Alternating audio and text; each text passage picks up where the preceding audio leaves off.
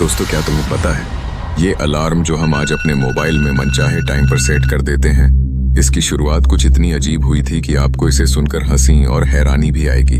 आपको बता दूं कि 1787 में बनाई गई थी दुनिया की पहली अलार्म घड़ी, जो सिर्फ और सिर्फ सुबह 4 बजे ही बजती थी। हाँ, तुम टाइम भी बदल नहीं सकते थे।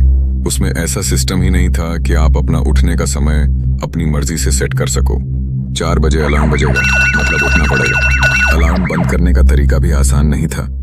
एक लंबा हैंडल घुमाना पड़ता था, वरना वो बजता ही रहता था।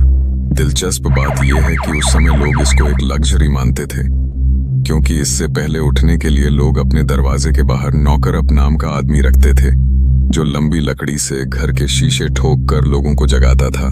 सोचो, आज जहां मोबाइल अलार्म में 20 तरह की रिंगटोन और वाइब्रेशन मिलती हैं, वहां कभी ऐसा भी जमाना था जब पूरी दुनिया को एक ही टाइम का वेट करना पड़ता था।